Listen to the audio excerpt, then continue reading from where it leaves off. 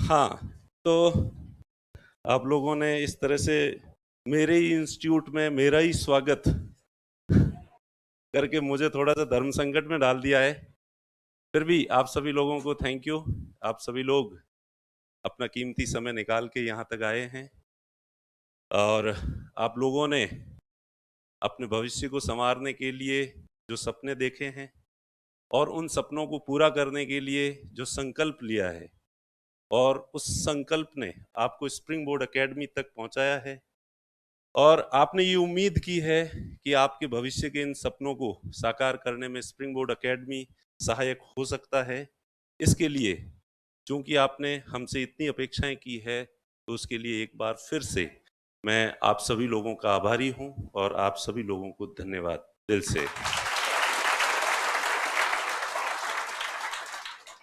हम लोग कोशिश करेंगे कि आपके इस संकल्प को पूरा करने में जितनी हमारी कोशिश हो सकती है, उतनी हम जो है वो मदद करेंगे आप लोगों की।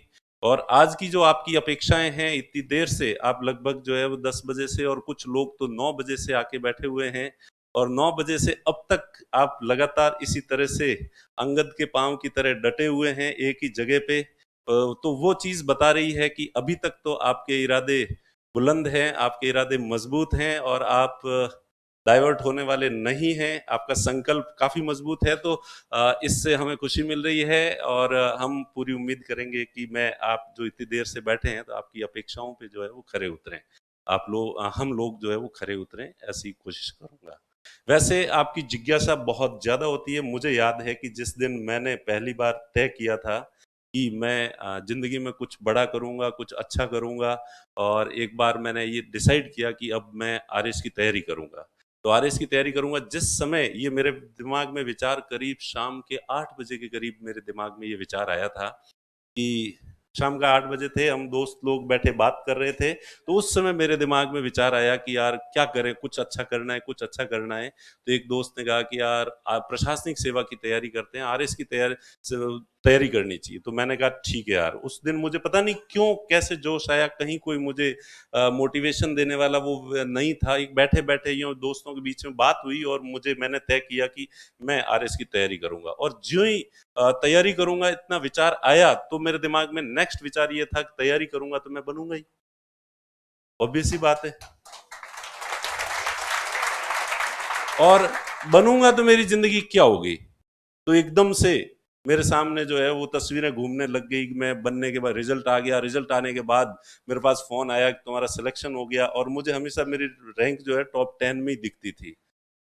और मुझे लगा मेरी 4th रैंक जो है वो आ रही है और मेरे दोस्तों की बधाई पे बधाई, बधाई पे बधाई जो है वो फ़ोन आ रहे हैं और फिर मैं यहाँ से गाँव जा रहा हूँ और गाँव जा रहा हूँ तो गाँव के सारे लोग इकट्ठे हैं और वो ढोल नगाड़ों से मेरा स्वागत कर रहे हैं और उसके बाद मैं वो सारी इमेजिनेशन 1 घंटे के अंदर ही मेरे दिमाग में दौड़ गई और अब मैं एसडीएम ऑफिस में भी बैठा हूँ और एसडीएम ऑफिस के तहत दूसरे दिन जो लोग आ रहे हैं काम के लिए, मैं एक के बाद एक काम करता जा रहा हूँ और मेरे अंडर में काम करने वाला जो स्टाफ है उन सबको नसीहत भी दे रहा हूँ, उनको डांट भी रहा हूँ कि ये जो गरीब लोग हैं इनका काम किया करो, भगवान ने तुम्हें ऐसा मौका दिया है और तुम इस मौके को छोड़ नहीं सकते। तो इतने मेरे रोंगटे खड़े हो रहे थे कि आप इमेजिन नहीं करोगे। उसके जस्ट 1 घंटे के अंदर ही मैं इधर-उधर दौड़ा कि अपने आस-पास हॉस्टल में कोई है जो आरएस की तैयारी करता है, तो पता चला पूरे हॉस्टल में कोई नहीं था। क्योंकि मुझे उसी समय कोई बुक चाहिए थी आरएस की और उसी समय पढ़ना शुरू करना था। शाम के 8 बजे ही मुझे पढ़ना शुरू करना था। फिर मैंने पता किया कि यार यहाँ अपने अपने साइंस हॉस्टल है, साइंस न्यू कैंपस पढ़ता था मैं जोधपुर में। तो मैंने सोचा कि फिर जो आर्ट्स ओल्ड कैंपस के जो आर्ट्स वाले हॉस्टल हैं उनसे तो मुझे उम्मीद ही नहीं करनी चाहिए। जब साइंस वाले ही कोई तैयारी नहीं कर रहे हैं तो आर्ट्स वाले तो क्या ही कर रहे होंगे, वहाँ भी आरएस की तैयारी करने वाला कोई होगा नहीं।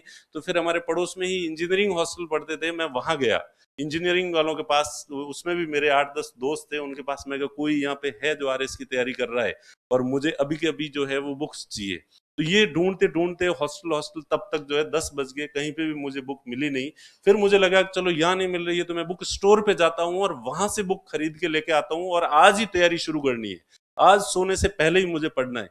लेकिन शाम के तब तक कहा कि बुक स्टोर भी सारे बंद हो गए हैं तो आप इमेजिन नहीं करोगे कि उस रात, पूरी रात मुझे नींद नहीं आई थी और बस ले के संकल्प शक्ति आ रही थी, बस मुझे तैयारी करनी है, मैं ऐसे कर दूंगा, मैं वैसे कर दूंगा, मैं 24 घंटे में से 16 घंटे पढ़ूंगा, केवल 4-5 घंटे सोऊंगा, इसके अलावा मैं कुछ भी नहीं करूंगा और मैं केवल पढ़ाई करूंगा, केवल पढ़ाई करूंगा और केवल पढ़ाई, जी जान लगा दूंगा, अपनी ऊर्जा का एक एक अणु इसमें लगा दूंगा, अपने समय का एक एक पल में इस तैयारी में लगा दूंगा। और वो जो जोश था, वो खुमारी थी। मैं उम्मीद करता हूं कि आप लोगों में भी वैसा ही जोश और खुमारी इस समय होगी। तुम तालियां ही बजा रहे हो या रियल में तुम्हारे अंदर वैसी जोश और खुमारी है?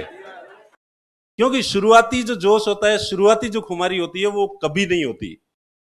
आगे चल के वो उतनी ज्यादा उस स्टेज में कभी नहीं आती और फिर वो आती है थोड़ी थोड़ी, उसके लगभग पास की आती है। लेकिन इतना जोश जो इस समय, मैं उम्मीद करता हूं कि आप लोगों के अंदर उतना ही जोश और उतनी खुमारी होनी चाहिए कि आज आप यहाँ आने वाले थे तो कल रात में आपको नींद आराम से नहीं आई होगी और आप ऐसे सपने लेके आए होंगे यहाँ पे कि यहाँ आके बहुत कुछ ऐसी चीजें आज अपने को मिलेगी जिससे आगे का हमारा रास्ता जो है वो क्लियर हो जाएगा। तो और वो चीज़ जो है, तो उसको हम कोशिश करेंगे हमारी तरफ से कि आपको जो भी आपकी जो जिज्ञासाएं हैं, आप जो जो चीज़ें जानना चाहते हैं, वो सारी बातें बताने की कोशिश करूं। और मैं उम्मीद करता हूं कि आपके अंदर वो जोश और वो जुनून है, जैसा कि हम, मेरे अंदर था और मेरे साथियों के अंदर था इतना जोश और जुनून, तो वो आपके मन में भी होना चाहिए। और अगर कभी ये जोश और जुनून थोड़ा सा कम पड़ने लगे तो इमेजिन कर लेना, रिजल्ट आ रहा है, रिजल्ट आ गया है, रिजल्ट आने के बाद आपका सिलेक्शन हो गया है, सिलेक्शन होने के बाद आपके मोबाइल फोन पे फोन आ रहे हैं, आप एक फोन रिसीव कर रहे हैं और उससे लगभग 2-3 मिनट तक बात कर रहे हैं। इतनी देर में ही आपके फोन पे 20-25 मिस्ड कॉल और पड़े हैं, क्योंकि 20-25 लोग जो है वो आपसे बात करना चाह रहे हैं। इमेजिन करना। फिर आप जो है, जगह जगह से बधाइयां आ रही है, बाकी रिश्तेदारों की बधाइयां आ रही है और घर वाले, मम्मी और पापा कह रहे हैं कि जल्दी से घर आ जाओ तुम, जल्दी से हम मिलना चाह रहे हैं, या गांव के लोग ढोल नगाड़े लेके तुम्हारा स्वागत करने के लिए तैयार बैठे हैं। और तुम जब गांव जाते हो तो ढोल नगाड़ों से तुम्हारा स्वागत हो रहा है, साफे पहनाए जा रहे हैं। मम्मी और पापा को इतनी खुशी हो रही है, इतनी खुशी हो रही है कि वो तुम्हें थैंक यू बोलना चाह रहे हैं, लेकिन वो थैंक यू बोल नहीं पा रहे हैं और उनकी आंखों में खुशी के आंसू छलक रहे हैं। इमेजिन करो। और उनको प्राउड फील हो रहा है कि तुम उनका, जो आप उनके बेटे हो और आपने उनको वो मौका दिया कि आप जो है वो अपने आप को गौरवान्वित महसूस कर सकें। आपके समाज के लोग जो है जगह जगह स्वागत समारोह रख रहे हैं, सम्मान समारोह रख रहे हैं कि उनके, ये बाद में होता है, रिजल्ट आने के बाद अलग अलग जाति के लोग अपनी अपनी जाति के लोगों को, जो भी सफल होते हैं, उनका सम्मान समारोह रखते हैं, उन्हें साफे पहनाते हैं और उनसे स्पीच दिलाते हैं। वैसे उनके इंटेंशन बहुत ही अच्छे होते हैं, इसमें जातिवाद वाला एंगल तो थोड़ा सा होता है, लेकिन इसके साथ ही ये होता है कि जब भी ऐसे स्वागत समारोह होते हैं, सम्मान समारोह होते हैं और वहाँ जितने भी लोग आए हुए होते हैं, तो जो सफल लोग होते हैं वहाँ आगे आके उनका जब सम्मान होता है और वह जब वो स्पीच देते हैं, तो बाकी वाले जो पेरेंट्स बैठे होते हैं उनके भी उसी समय रोंगटे खड़े होते हैं और वो वहीं से वो ये प्रण लेके उठते हैं कि अगला जो सम्मान समारोह होगा उसमें मेरा बेटा या मेरी बेटी भी यहीं सम्मान हो रहा होगा। और वो घर जाते ही अपने बेटे या बेटी को भी मोटिवेट करते हैं कि तुम्हें भी तैयारी करनी है, तुम्हें भी सफल होना है, ताकि हम लोग गौरवान्वित महसूस कर सकें।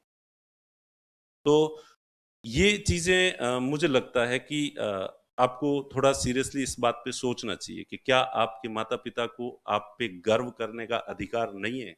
जब दूसरे लोग सफल होते हैं, यहाँ अभी आपने देखा जैसे पृथ्वी का सिलेक्शन हुआ, तो जालोर जिले में पूरे में उनके माता पिता का सम्मान इतना ज्यादा बढ़ गया, रातों रात। वो कल तक सामान्य व्यक्ति हुआ करते थे, लेकिन एकदम से पूरे जिले में आइडियल पेरेंट्स के रूप में, एक हीरो के रूप में वो उभर के सामने आए।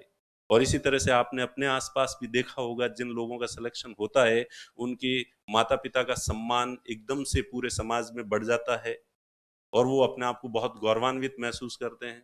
तो आप लोगों के मन में भी हमेशा ये विचार आना चाहिए कि क्या मैं एक निकम्मा बेटा हूँ? क्या मैं मेरे माता-पिता को इतना गर्व महसूस करने का अवसर नहीं दे सकता? और अगर मैं अपने माता-पिता को इतना गर्व महसूस करने का अवसर नहीं दे सकता, तो मेरे से गया बीता कोई आदमी है नहीं। मेरे माता-पिता को प्राउड होना चाहिए कि मैं उनका संतान हूँ। मेरे भाइयों को मुझ पे प्राउड होना चाहिए, मेरे मित्रों को, मेरे रिश्तेदारों को, सबको मुझ पे गर्व होना चाहिए। ऐसा काम मुझे इस जीवन में करना है।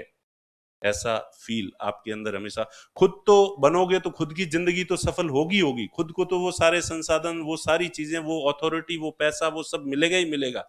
लेकिन केवल खुद तक सोचने की बजाय खुद के लिए सोचोगे तो आदमी कभी भी ये कर लेता है, बढ़ने दे रे यार, नहीं मिलेगा तो नहीं मिलेगा, अपन तो जी लेंगे ज़िंदगी कैसे ही। ऐसे करके व्यक्ति जो है वो कभी भी लापरवाह हो सकता है। लेकिन व्यक्ति अगर ये सोचता है कि नहीं, मुझे मेरे लिए नहीं करना है, मुझे मेरे माता-पिता को गर्व महसूस कराना है, मेरे भाइयों को गर्व महसूस कराना है, मेरे मित्रों और रिश्तेदारों को ये महसूस करवाना है। मेरे गाँव के लोगों को ये महसूस करवाना है कि उनके गाँव का कोई बंदा है, जो सफल हुआ है और आगे वहाँ बैठा है, और कभी भी काम पड़ेगा, तो आधी रात को भी वो लोग फ़ोन करके कह सकते हैं और निश्चिंत होके रह सकते हैं, प्राउड फ़ील कर सकते हैं। तो उनको मुझे प्राउड फ़ील करवाना है। अगर इस तरह के संकल्प लेके आप इस पथ पर, इस रास्ते पर चलोगे, तो आप कभी लापरवाह नहीं हो सकते। क्योंकि व्यक्ति खुद के सुखों को त्याग सकता है, लेकिन दूसरों के सुख को और दूसरों के गर्व को त्यागने का अधिकार आपको है नहीं। उसके बाद आपके ऊपर एक एक बोझ आ जाता है, आपके ऊपर एक ज़िम्मेदारी आ जाती है कि अगर आप पढ़ाई नहीं कर रहे हैं और अगर आप ज़िंदगी में सफल नहीं हो रहे हैं, तो आप अपनी ज़िंदगी में तो असफल होंगे ही होंगे, आप कई चीज़ों से वंचित तो होंगे ही होंगे। वो हो सकते हैं, आप अपने आप को कर सकते हैं, लेकिन आप दूसरों को उनके सुख से, उनके गर्व से वंचित नहीं कर सकते। ये एक नैतिक दबाव आपके ऊपर ऐसा होगा, जो आपको कभी चैन से बैठने नहीं देगा और हमेशा प्रेरणा के रूप में आपको आगे बढ़ाता रहेगा। तो इसलिए अपनी सफलता को सब लोगों के साथ जोड़ के देखें और हमेशा ये संकल्प लें कि मुझे उन सबको गर्व महसूस करवाना है। तो ये चीज़ आपको जो है वो लंबे समय तक जो है प्रेरणा देती रहेगी, ऊर्जा देती रहेगी। अब इस रास्ते पे जैसे चलते हैं, तो सबसे पहली बात तो मैं ये कहूँ, मेरा सबसे पहला जो डायलॉग होता है कि हमेशा ज़िंदगी में कुछ बड़ा, कुछ अच्छा सोचना होता है, क्योंकि ये मनुष्य जीवन है। ना इससे पह हालाँकि हमारा हिंदू धर्म जो है, वो पुनर्जन्म में विश्वास करता है कि ये पहले भी जन्म हमारा हुआ है, अगला जन्म भी होगा। लेकिन हमने ना तो हमारा पिछला जन्म देखा है और ना हमने अगला जन्म देखा है। हमने यही जीवन देखा है, और इस जीवन के बारे अभी थोड़ी देर के लिए ये मान लें कि पुनर्जन्म होता है या नहीं होता, इसके बारे में हम नहीं सोचेंगे, तो ये हमारा एक जीवन है। इस जीवन को यूँ कीड़े-मकोड़ों की तरह लाइनों में लग-लग के और हर जगह रिक्वेस्ट कर के, हाथ फैला-फैला के जीना है इस जीवन को, या इस जीवन को डोमिनेट करके जीना है। इस ज़िंदगी के ऊपर हावी होना है और एक ज़िंदगी के अंदर ही 8-10 ज़िंदगियों जितना एन्जॉय करके जाना है, 8-10 ज़िंदगियों जितना अनुभव लेके जाना है। ये आपको तय करना है। क्योंकि हम ही तय करते हैं, हमारा जो रास्ता, हमारा भविष्य क्या होगा, हम जैसा तय करते हैं वैसा ही होता है। गीता में भगवान कृष्ण ने भी यही कहा है कि जो भूतों को भजता है, वो भूतों को प्राप्त होता है, और जो मुझे भजता है, वो मुझे प्राप्त होता है। भजने का मतलब, भूतों का मतलब यहाँ पे वो भूत, पिशाच वो नहीं है भूत। भूत का मतलब मटेरियलिस्टिक लाइफ़, भूत जगत, भौतिक जगत। तो जिस व्यक्ति के माइंड में जैसी चीज़ होगी, उसको अंततः वही चीज़ जो है वो प्राप्त होती है। तो आप अगर ज़िंदगी में बड़ी सोच रखेंगे, बड़े सपने रखेंगे और उनको प्राप्त करने के लिए पूरी कोशिश करेंगे, 100% अपने विल पावर के साथ कोशिश करेंगे, तो आपको वही चीज़ मिलेगी। तो हमारा भविष्य हम खुद ही बनाते हैं, और हम जैसा सोचते हैं वैसा ही हमारा भविष्य बनता है। कोई भाग्य पहले से ऊपर से लिखा हुआ नहीं होता है, ईश्वर किसी तरह का भाग्य लिख के नहीं भेजता है। वो हम खुद तय करते हैं। हमारा विल पावर तय करता है, और हम एक्सट्रीम लेवल पे जाके जो सोचते हैं कि मुझे ये हासिल करना है, और उसमें फिर सोचते हैं कि चलो ये नहीं तो कम से कम ये तो मिल ही जाएगा। तो जब सबसे नीचे वाला हम जो तय करते हैं ना, कम से कम ये तो मुझे मिलेगा ही मिलेगा, इससे कम पे तो मैं कंप्रोमाइज़ नहीं करूँगा, तो वो ही मिलता है हमें। इसलिए हमारा कम से कम भी ज़्यादा से ज़्यादा होना चाहिए। और मुझे तो आश्चर्य हुआ कि इस बार मेरे जो स्टूडेंट हैं, पुराने स्टूडेंट हैं, उन्होंने मुझे बताया, जो हमारे मेरे स्टूडेंट हैं उपेंद्र शर्मा, उन्होंने बताया कि ये जो 2016 में उपेंद्र का सिलेक्शन हो गया था, और उसने 2-4 जो 2018 वाली वैकेंसी में कई कैंडिडेट्स थे, तो सीनियर्स से जो पहले सेलेक्ट हुए हैं उनसे गुरु मंत्र लेते हैं, प्रेरणा लेते हैं, उनसे मिलते रहते हैं। तो उपेंद्र ने उनको सबको एक ही बात कही कि चूंकि उपेंद्र की खुद की जो है वो 5th रैंक थी, तो 5th या 4th रैंक थी। तो उसने उपेंद्र ने कहा कि मैंने तो इतनी सोची थी, यहीं तक सोची थी, इसलिए मेरी ये रैंक आई। आप लोग टॉप 3 सोचना, टॉप 3, टॉप 3 सोचोगे और 100% कॉन्फिडेंस के साथ सोचना, और ईश्वर से जब भी मांगो तो टॉप 3 रैंक ही मानना। और ये आश्चर्यजनक है कि किसी ने टॉप उसने कहा कि ये टॉप 3 तो थोड़ा ज्यादा हो जाएगा, इतना तो नहीं सोचा जाए अपने से, अपने तो टॉप 5 सोच लेते हैं। तो और ये ईश्वर, टॉप 3 तो नहीं, तू तो टॉप 5 में कर देगा तो भी मेरे तो हो जाएगी, मैं राजी हो जाऊंगा। और 5th रैंक ही आ गई। अगले ने एक ने सोचा कि वो टॉप 3 थोड़ी ज्यादा हो गई, ये हालांकि उपेंद्र जी कह रहे हैं सोचना चाहिए, अच्छी बात है, कॉन्फिडेंस रखना बहुत अच्छी बात है, लेकिन अब टॉप 3 थोड़ी ज्यादा हो जाएगी, हे भगवान टॉप 20 तक ही कहीं दे देना। और ये एक मिरेकल है कि टॉप 20 के अंदर ही रैंक आ गई। फिर एक ने तो यहां तक आके, ये सब स्टूडेंट्स चूंकि हमारे स्टूडेंट हैं और वो आके मुझे ये बताते हैं अपने अनुभव, और फिर वो कहते हैं कि एक ने तो कहा कि सर उन्होंने कहा टॉप 3 टॉप 3, अपन ने तो कोई टॉप 3 सोचा, टॉप 5 सोचा, और कोई टॉप जो है वो 20 सोचा। अपने तो भगवान को कहा कि हे भगवान इतने सारे होते हैं, अपने तो प्रॉपर एसडीएम बना देना तू, बस एसडीएम से नीचे मत ले जाना। और वास्तव में जो है एसडीएम की रैंक जहां पे खत्म होती है, वहां से 2-4 रैंक की ऊपर जो है वो सिलेक्शन हुआ। तो अपन अपने पूरे दिलो दिमाग से जो मिनिमम मांगते हैं ईश्वर से कि कम से कम इतना तो दे देना, तो ईश्वर वो देता ही है। और जब अपन पूरे मनोयोग से, पूरी चेतना को पूरी को कंसंट्रेट करके एक जगह लगा के, और शरीर की एनर्जी को पूरी लगा के, और ईश्वर से जो चीज डिमांड करते हैं, तो स्वाभाविक है कि जब इतनी चेतना को पूरी को कंसंट्रेट करके, पूरी एनर्जी को लगा के, और ईश्वर से अपन कोई चीज डिमांड करते हैं, तो केवल अपन ईश्वर से डिमांड नहीं करते हैं, बल्कि इसका मतलब यह है कि अपन ने जो डिमांड की है उस डिमांड को अचीव करने के लिए अपन वापस अपनी ऊर्जा को लगाते भी हैं और मेहनत भी उसी हिसाब से करते हैं। और जो लोग जो जिनसे फिर जो जितना नीचे का सोचेगा, फिर वो उससे मेहनत भी उतनी ही कम होगी। तो इसलिए आपके जितना ज्यादा अच्छे की उम्मीद करोगे, तो उसके लिए आप मेहनत करने के लिए भी आप प्रेरित होंगे, और आपको वो सब कुछ जो है वो अपना सब कुछ लगाना भी उसी हिसाब से पड़ेगा, आप सीरियस उसी हिसाब से होंगे।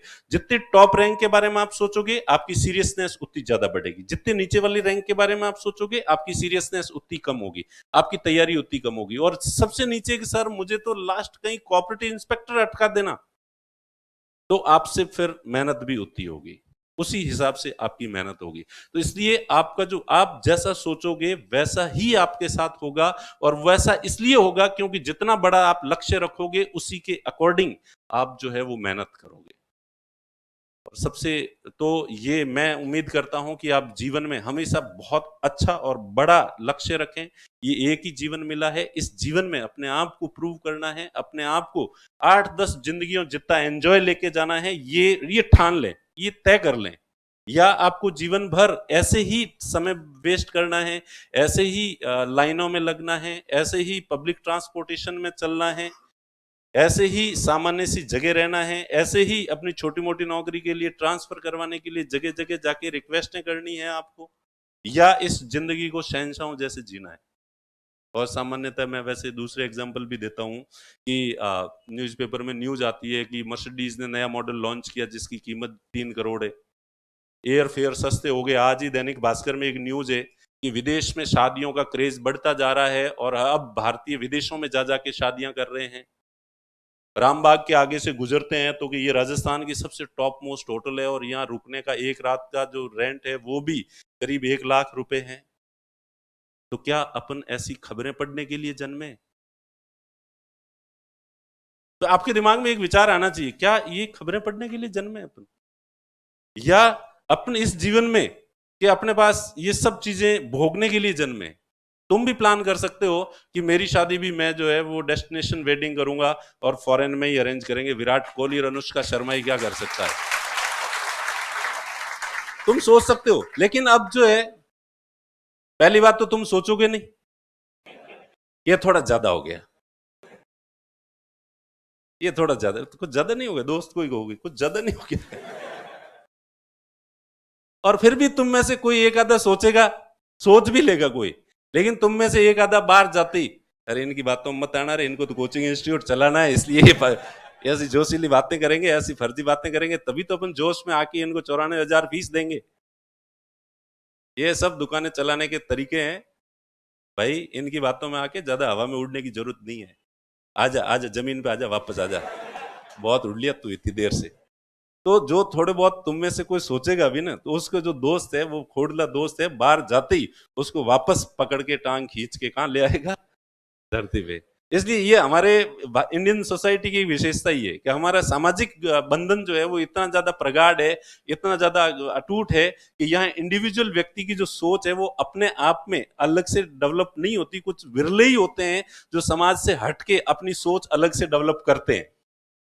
बाकी हमारी जो सोच है, हमारे आसपास आसपास जो लोग रहते हैं उनसे ही हमारी सोच का निर्माण होता है, और इसलिए जो है वो आपको खींच के वापस ले आएंगे। आप थोड़ा सा अलग हट के सोचने की कोशिश भी करेंगे तो वो आपको खींच के ले आएगा। और व्यक्ति पे सबसे ज्यादा जो असर है वो उसके दोस्त का पड़ता है। मैं यहाँ तुम्हें कितना ही जोशीला भाषण दे दूं, कुछ ही कर दूं, बाहर जाके तुम्हारा दोस्त जो तुम्हें सलाह देगा वो सबसे ज्यादा सीरियसली तुम उसको लोगे, ये फैक्ट है। सबसे कम असर पड़ता है व्यक्ति पर सरकार के द्वारा कही हुई बात का। अब राजस्थान सरकार पूरे जयपुर के अंदर होर्डिंग्स लगा दे कि स्वच्छता अभियान है, स्वच्छ रखें, ये जयपुर शहर आपका अपना शहर है, इसको प्लीज स्वच्छ रखें, कचरा नहीं फैलाएं।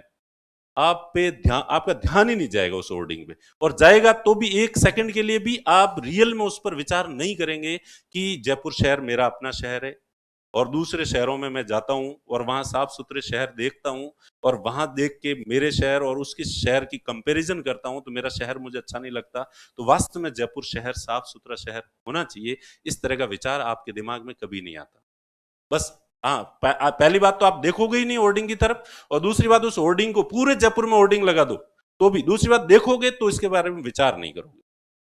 लेकिन यही बात अगर आपका दोस्त कह दे, आप कहीं कचरा डाल रहे हो और आपका दोस्त, वैसे तो ऐसा भला दोस्त मुझे लगता नहीं आपका होगा, फिर भी एक आधा कोई भला दोस्त है, अच्छा दोस्त है, और वो अगर कह देता है अरे यार ऐसे क्यों कचरा फेंक रहा है, अपन कम से कम पढ़े लिखे लोग हैं, अपन आरएस तैयारी करने वाले लोग हैं, अपन भविष्य में प्रशासनिक अधिकारी बनने की सोच रखने वाले व्यक्ति हैं, और अपने जैसे लोग ही जब इस तरह से कचरा फेंकेंगे तो हम और किन लोगों से उम्मीद करेंगे कि जो नियमों को माने और शहर को साफ सुथरा रखे।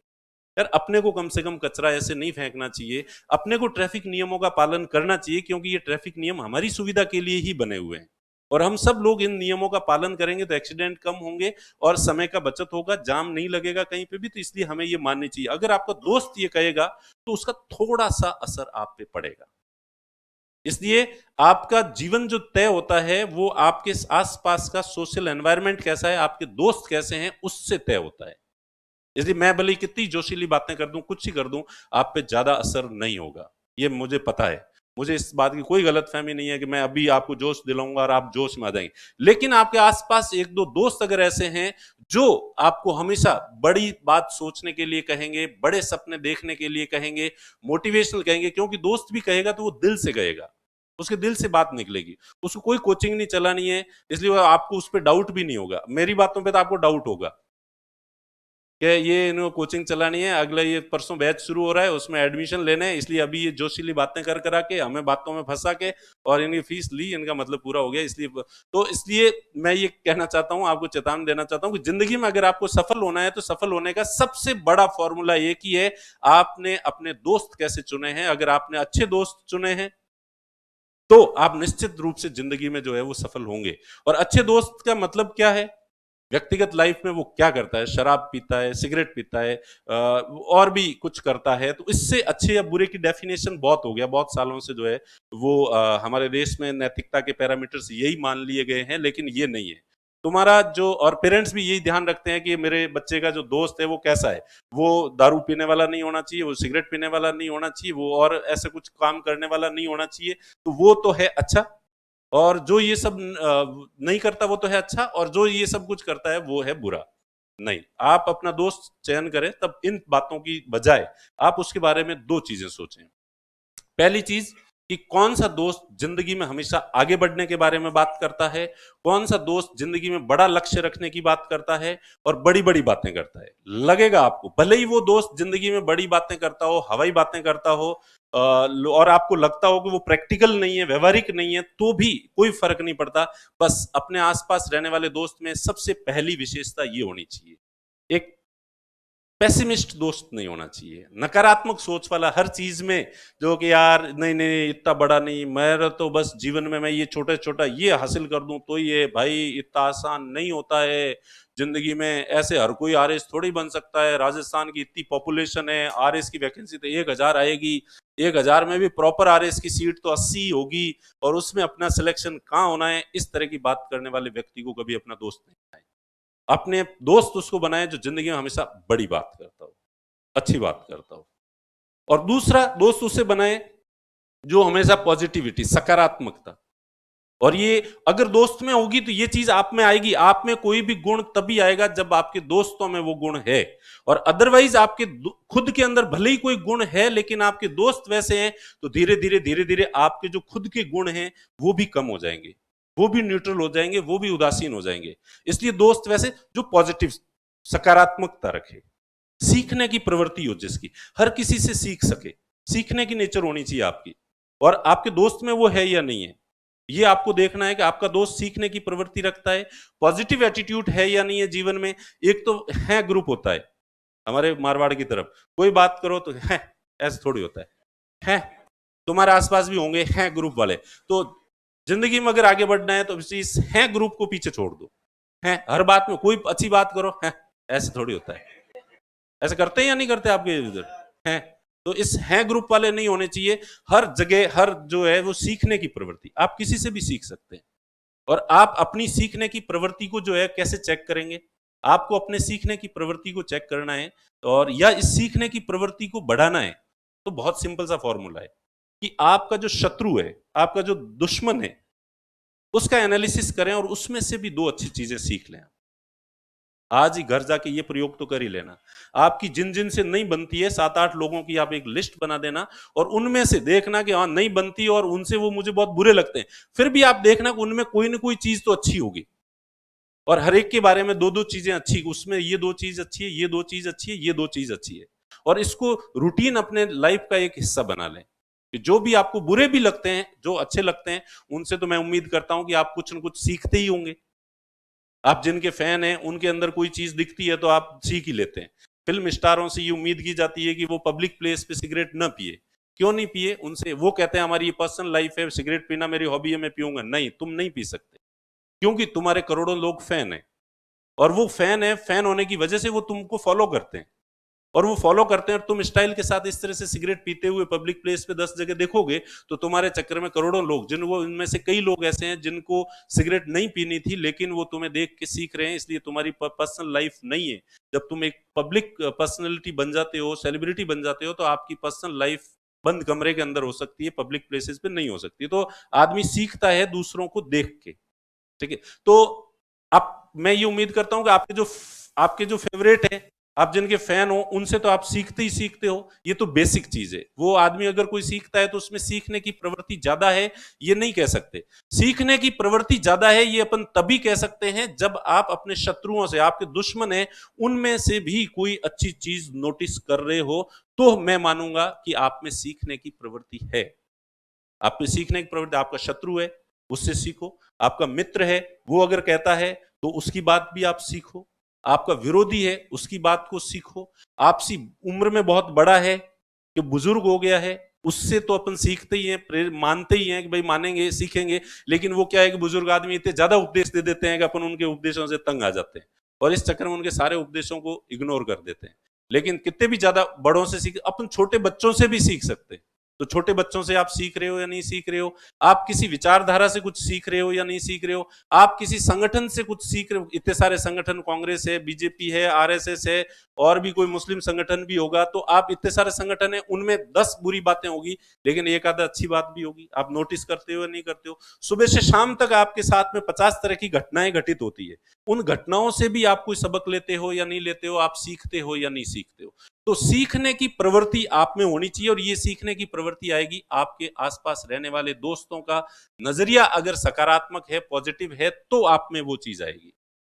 तो इसलिए सबसे जो बड़ी चीज आज के दिन आपको एक सबक लेके जाना है कि आपके जो फ्रेंड सर्किल है, आपके जो दोस्त है, वो बहुत अच्छे बनाने हैं। देखो, मैं बिल्कुल साधारण पृष्ठभूमि से, एक गांव से आया हूं। मेरे रिश्तेदारों में दूर दूर तक कोई सरकारी नौकरी में बड़े अफसर वगैरह कोई नहीं था, आर्थिक स्थिति भी कोई वैसी नहीं थी। और मैं थैंकफुल हूँ मेरे उन फ्रेंड्स का जो कॉलेज टाइम में मुझे जो फ्रेंड्स मिले। पहले मैं भी सामान्य लोगों की तरह सामान्य उद्देश्य रखता था, जैसे कि मेरे कॉलेज में सभी लोग जो उद्देश्य रखते थे, सबका उद्देश्य यही होता था कि अपने को परसेंटेज बनाने हैं, अच्छे परसेंटेज बनाने हैं। अच्छे परसेंटेज बनाएंगे तो उसके बाद बीएड करेंगे, बीएड करके मास्टर लग जाएंगे।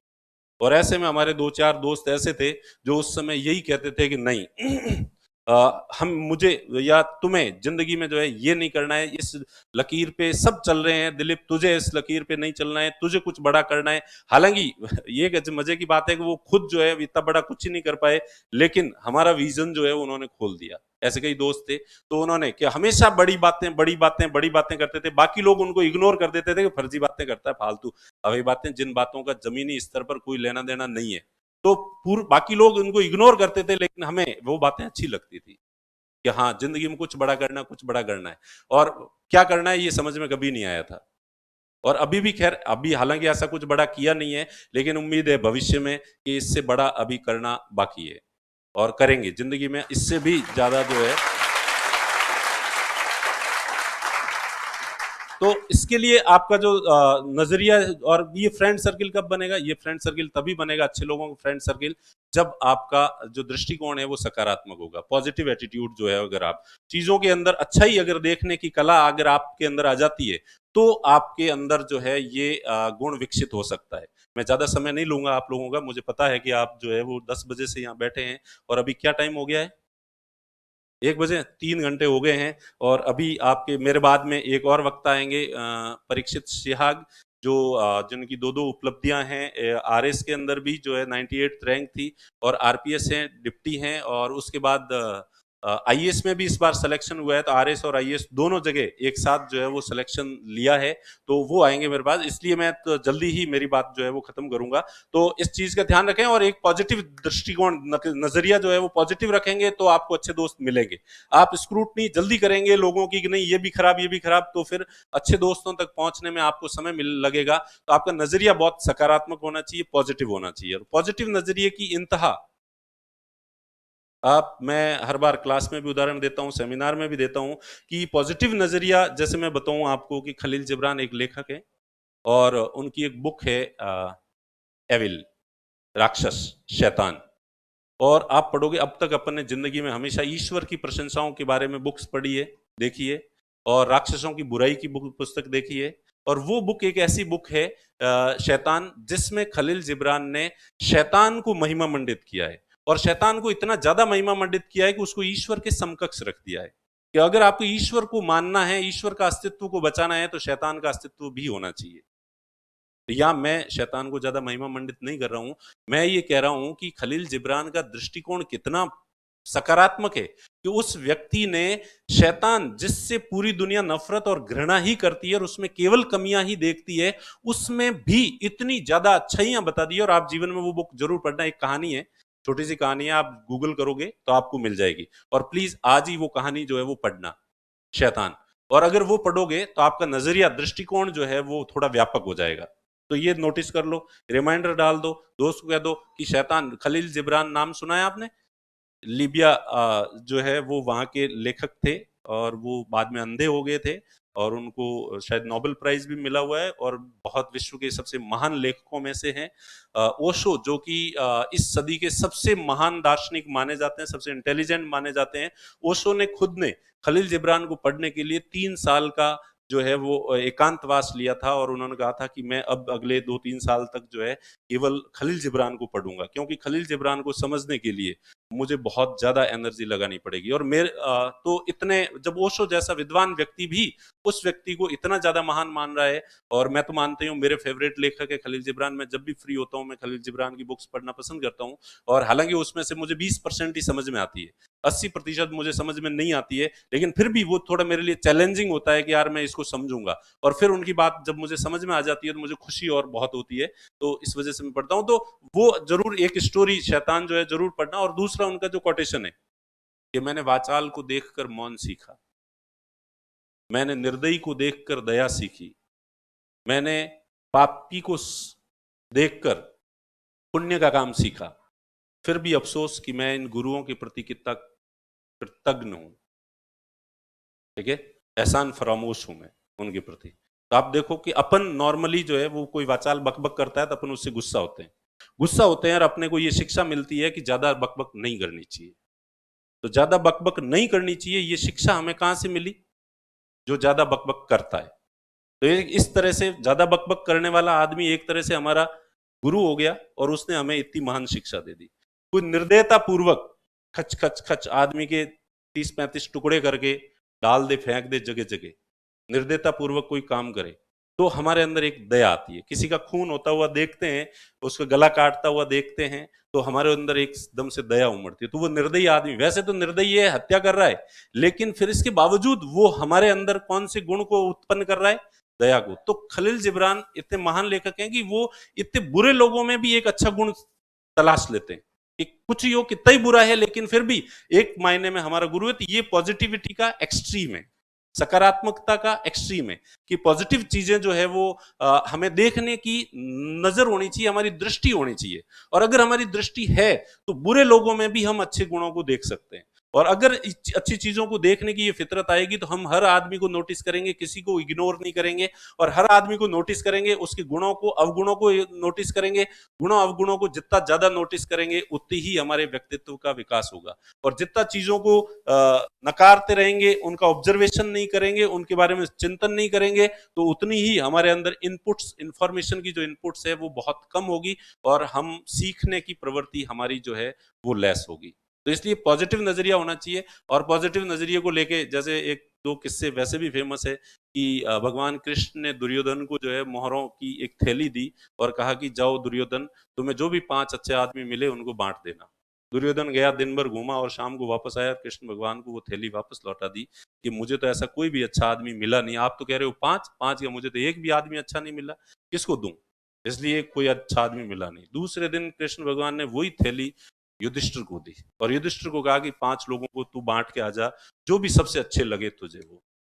दूसरे दिन युधिष्ठिर भी गए और पूरे घूमे राज्य के अंदर, और शाम को वापस आके और वो थैली फिर पकड़ा दी। कृष्ण भगवान ने कहा क्या हुआ युधिष्ठिर, तुम्हें भी नहीं मिला कोई अच्छा आदमी? तो युधिष्ठिर ने कहा साहब बात ऐसी नहीं है, बात ये मुझे तो सारे लोग इतने अच्छे ही अच्छे दिखे, उनमें से 5 सबसे अच्छे कौन से चुनूं, वो नहीं चुन पाया। तो ये दोनों का देखने का नजरिया, एक को सभी लोग अच्छे ही अच्छे दिखे और दूसरे को सभी लोग बुरे ही बुरे दिखे। तो आदमी का नजरिया होता है। तो आपका नजरिया जो है वो युधिष्ठिर वाला नजरिया होना चाहिए, अच्छाई को नोटिस करने की कला आप में होनी चाहिए। तो कोई भी व्यक्ति कितना ही बुरा व्यक्ति है, अब्राहम लिंकन का एक कोटेशन है कि वो व्यक्ति मुझे बहुत बुरा लगता है, फला व्यक्ति मुझे बहुत बुरा लगता है, शायद मैं उसे पूरी तरह से जानता नहीं हूं। उनका कोटेशन है, मुझे इतना बुरा लगता है क्योंकि कोई भी व्यक्ति ऐसा नहीं हो सकता कि उसमें केवल बुराइयां ही हो। हर व्यक्ति के अंदर अच्छाई भी होती है, बुराई भी होती है। फिर भी हमें कोई व्यक्ति बहुत बुरा लगता है, इसका मतलब हम उस व्यक्ति को पूरी तरह से जानते नहीं है। हम केवल उसके बुरे पक्ष के बारे में जानते हैं, उसकी नेगेटिविटी के बारे में जानते हैं, उसकी जो अच्छाइयां हैं उनके बारे में हमने कभी गौर किया नहीं, और वो हमें पता नहीं है, इसलिए वो हमें इतना बुरा लग रहा है। तो ये कुछ कोटेशंस हैं जो सकारात्मकता को सिखाते हैं। एक दार्शनिक का और किस्सा है कि एक दार्शनिक थे, बड़े महात्मा थे, बहुत लोकप्रिय थे कई जगह पे, पर उनकी एक थोड़ी सी गलत आदत थी। कोई भी व्यक्ति आता उनके पास में, नए नए लोग आते, तो वो अजीबोगरीब हरकतें करने लग जाते, नेगेटिविटी वाली हरकतें करने लग जाते। तो फिर ज्यादातर लोग आते, नाम सुन के दूर से उनके नाम के कारण आते, लेकिन 2-3 दिन में उनको नोटिस करते कि ऐसा तो कुछ है नहीं इसमें, और वो वापस चले जाते छोड़ के। और बाहर जाके कह रहे ऐसा कुछ नहीं है, बाबे का केवल नाम नाम ही है, बाकी वैसे ऐसा कुछ है नहीं। तो उनके जो शिष्य थे, जो उनको बहुत अच्छे से जानते थे, उनको बड़ा दुख होता था। और उन्होंने एक दिन पूछा कि महाराज ऐसा क्यों करते हो आप? कोई भी आदमी आता है तो आप उटपटांग हरकतें करते हो, नेगेटिविटी वाली बातें करते हो। तो उन्होंने कहा कि देख बेटा, दुनिया में 2 तरह के लोग हैं। एक जो अच्छाई तलाशने के लिए आते हैं और दूसरे वो जो बुराई तलाशने के लिए आते हैं। और जिनकी तलाश फिक्स है उनकी, मैं भले ही शुरू-शुरू में कितना ही अच्छा व्यवहार कर लूँगा, तो शुरू में तो वो फ़ैन हो जाएँगे, लेकिन इन फ्यूचर 2 महीने, 4 महीने बाद जब भी मेरे अंदर कोई एक आधी कमी दिखेगी, तो उस कमी को देख के 5 महीने बाद उनको मेरे से वापस के ये महाराज तो ऐसे जैसा सुना था ऐसा कुछ नहीं है, और वो वापस जाएगा। तो मैं नहीं चाहता कि उसके 5 महीने खराब हो और मेरे 5 महीने खराब हो। इसलिए मैं शुरू में ही नेगेटिव पक्ष आगे रख देता हूँ, ताकि वो देख के पहले ही चला जाता है।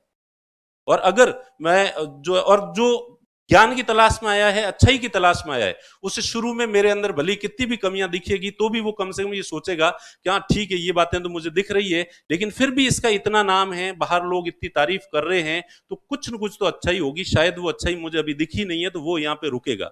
और तुम सब लोग जो यहाँ रुके हुए हो, वो इसीलिए रुके हुए हो क्योंकि तुम लोगों को अच्छाई की तलाश थी। तो ये नजरिया होता है, दृष्टिकोण होता है। कुछ लोग पॉजिटिविटी को ढूंढते हैं, कुछ लोग नेगेटिविटी को ढूंढते हैं। तो आप जीवन में ये तय कर लें कि आप आगे से ज्यादा कोशिश करेंगे कि लोगों के नकारात्मक पक्ष को देखने की बजाय उनके अंदर कहीं न कहीं कुछ न कुछ तो अच्छाई रही होगी। अगर इस चीज को नोटिस करने की कोशिश करेंगे तो आपको बहुत कुछ सीखने के लिए मिलेगा। दुनिया के हर कदम पे, हर घटना में, हर व्यक्ति में, हर विचार में, हर संस्था में आपको कई सारी अच्छी चीजें मिलेगी, और उन अच्छी चीजों को सीखेंगे तो आपके व्यक्तित्व का निर्माण जो है वो हो जाएगा। ठीक है?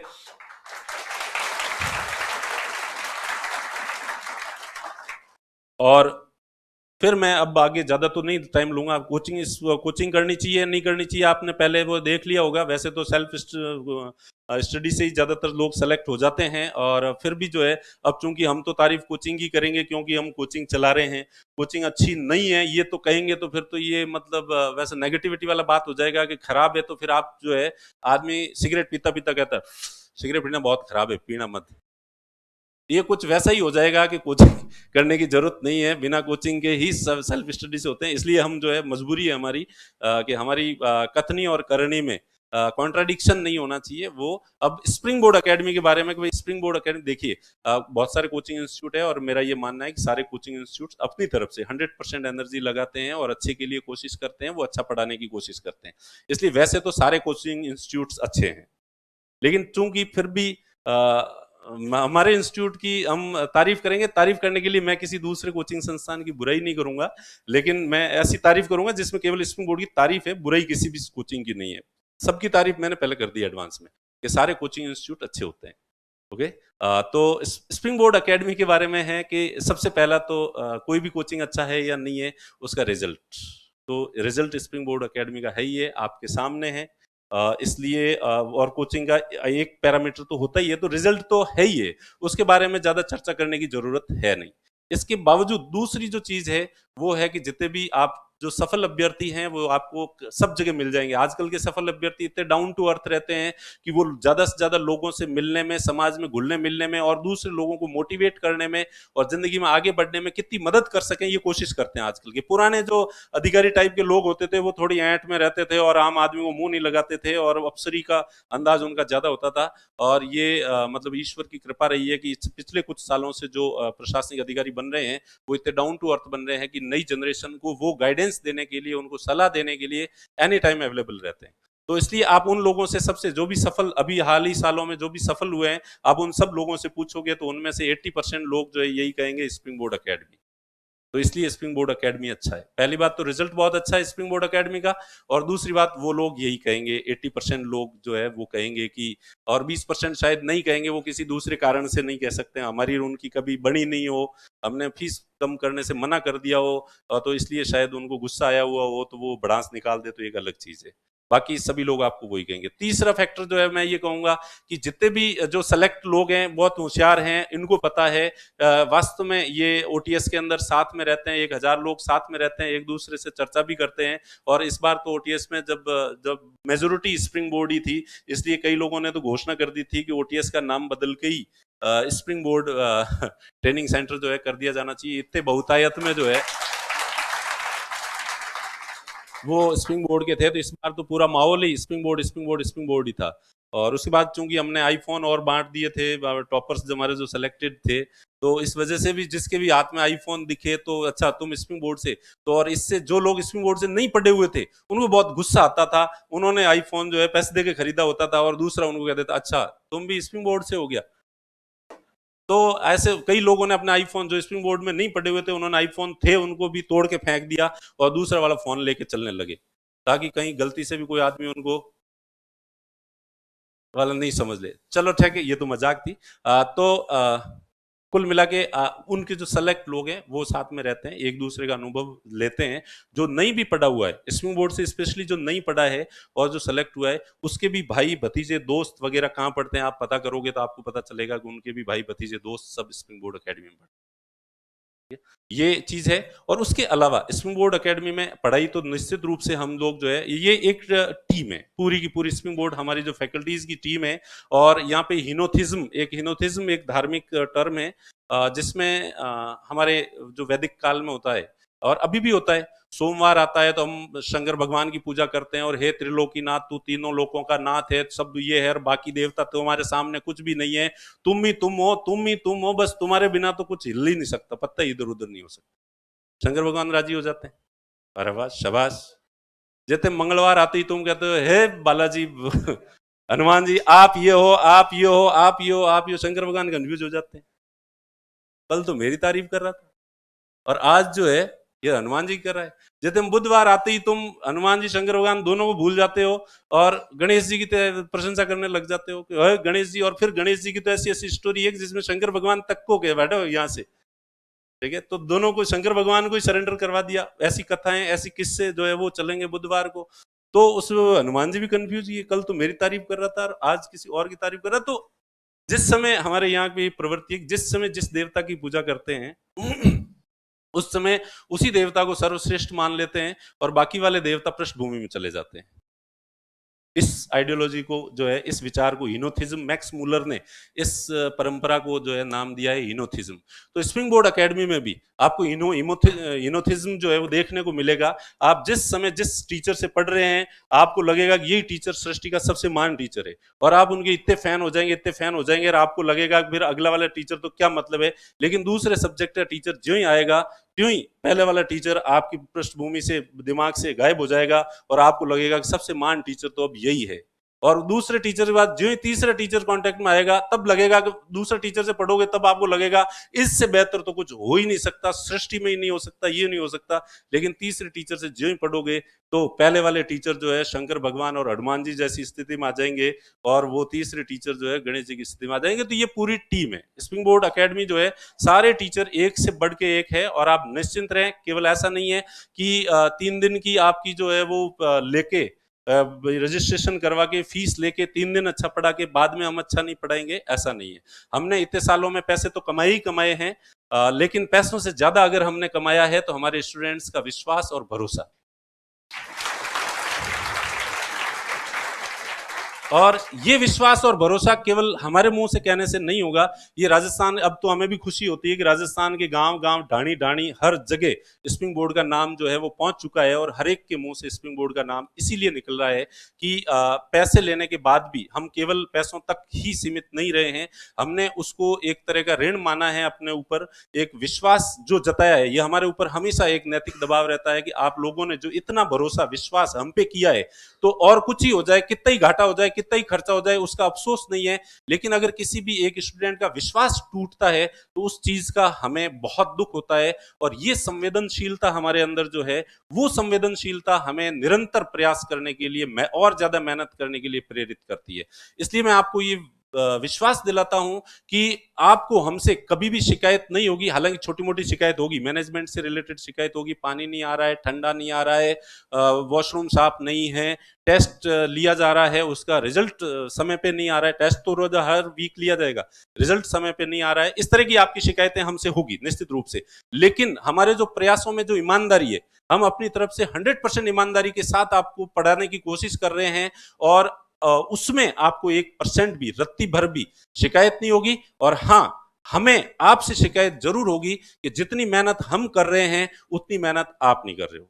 हमारे यहाँ के जो टीचर्स हैं वो 10-10, 12-12 घंटे क्लासें ले रहे हैं, और 10-12 घंटे अगर मेहनत कर रहे हैं, और वो 365 में से जो छुट्टियां होगी उसके अलावा हमेशा कर रहे हैं, और हम आपसे भी इतनी उम्मीद करते हैं कि आपकी तो पढ़ने की उम्र है, आपका कैरियर बनना अभी बाकी है, आपका सब कुछ दाव पे लगा हुआ है, इसलिए प्लीज, जबकि हमारा अब कुछ भी दाव पे लगा हुआ नहीं है, हमारे पास अब सबके पास इतने पैसे हैं कि अब रेस्ट ऑफ लाइफ बदली बैठे बैठे भी खाएं तो भी वो पैसे खत्म नहीं होंगे, ठीक है, वो पैसे खत्म नहीं होंगे, और जो करना था वो कर दिया, अपने आप को जो प्रूव करना था वो सब कर दिया गया। राजस्थान के अंदर जो है आज भी RSIS की तैयारी करने के मामले में 90% जो स्टूडेंट है केवल स्प्रिंग बोर्ड अकेडमी में पढ़ते हैं, और बाकी के 10% स्टूडेंट जो है बाकी सब इंस्टीट्यूट में थोड़े थोड़े थोड़े थोड़े थोड़े हैं। तो ये उपलब्धि हमने हासिल कर ली है। ओके, इसके बावजूद अगर हम लोग 10-10, 12-12 घंटे तक मेहनत कर सकते हैं तो आपको तो करनी ही पड़ेगी, क्योंकि आपकी तो जिंदगी में अभी कुछ भी तय नहीं है, और पूरी ये पहाड़ जैसी जिंदगी आपकी आगे पड़ी है, इसलिए, लेकिन फिर भी आप हमारे जितनी मेहनत नहीं कर पाओगे, हमारे जितनी ईमानदारी से मेहनत नहीं कर पाओगे, ये हमें आपसे शिकायत हमेशा रहेगी। और आप एक कमिटमेंट कर दो कि नहीं सर, आप अगर हमें शिकायत का मौका नहीं देंगे तो हम भी आपको शिकायत का मौका नहीं देंगे। करो कमिटमेंट देके, शिकायत का मौका नहीं दोगे? सभी ऐसा ही कहते हैं। आपसे पहले जितने सेमिनार हुए हैं, जितने बैच बने हैं, किसी भी बैच में ये नहीं कहा है स्टूडेंट्स ने, क्योंकि अभी तो शुरू शुरू में नई नई खुमारी है तुम्हारी, लेकिन मैं दावे के साथ कहता हूं कि हमें आपसे शिकायत रहेगी, ये फैक्ट है। नहीं रहेगी? चलो देखते हैं भाई, नाइजी नाइजी बाल की तरह घे ए हम आवे, मारवाड़ी में कहावत है। अभी काट ही रहा हूं, थोड़ी देर में सामने आ जाएंगे कितने हैं तो पता चल जाएगा। तो आज इसी जो आपने ये जो प्रण लिया है और आपने ये जो वचन दिया है कि हमारी तरफ से शिकायत का मौका नहीं होगा, तो देखते हैं देखे शिकायत का मौका होता है या नहीं होता है। चलिए, तो मैं जो है अभी इतना ही कहूंगा, क्योंकि अभी और बहुत लंबी हो गई है। आप तो थोड़ी देर के लिए अभी परीक्षित सिहाग जो है वो दो जगह एक ही साथ जो है दो रिजल्ट में सफलताएं हासिल की है। देखो, हम तो जो है सिर्फ ये ओटिला के बातें करनी आती है, हम खुद जिंदगी में तो इतने सफल तो हुए नहीं, हमसे परीक्षा तो पास हुई नहीं, इसीलिए कोचिंग चला रहे हैं, क्यों? ठीक है, और खुद का सिलेक्शन हुआ नहीं, आपको कह रहे हैं आपका सिलेक्शन करवा देंगे, और लोग भरोसा करते आए हैं इतने साल से, और आप भी भरोसा कर रहे हो, पर फिर भी हमारी बातों से ज्यादा भरोसा वो लोग हैं जो रियल में सफल हुए हैं, मेहनत की है, यूपीएससी में भी क्लियर किया है, RS भी क्लियर किया है, RS में भी RPS है, ठीक है। तो वो रियल उनकी मेहनत है, उनके अनुभव है, और वो सीखने का नजरिया। और अभी तो कहाँ रोजाना 6 घंटे की क्लास होगी, 6 घंटे तक बैठना होता है, अभी तो तुम 3 घंटे ही हुए, और 6 घंटे रोजाना क्लास होगी और 18 महीने तक चलेगी। तो आज आज तो हिम्मत रख ही सकते हो तुम लोग जो है, तो इससे और पता चलेगा कि आपका विल पावर कितना मजबूत है। अगर आप 4 घंटे में ही थक रहे हैं तो इसका मतलब मेरी तरह, जैसे पहली बार मैंने तय किया था, रात भर मुझे नींद नहीं आई थी और पूरे शरीर के रोंगटे खड़े हो रहे थे, और कि बस जल्दी से जल्दी ये कर लूं वो कर लूं, वैसा वाली जो खुमारी है, वो वैसा वाला जुनून आपके अंदर है, तो वो आप जो है, और वो वाकई उनकी जो है वो क्लास बहुत ही फ्रूटफुल रहेगी। उनकी एक अच्छी बात ये भी है कि सफलता के साथ साथ कम्युनिकेशन स्किल भी जो है वो बहुत अच्छी है, तो इस वजह से जो है आपको बहुत अच्छी बातें सुनने को जो है वो मिलेगी। ठीक है, तो ओके, थैंक यू।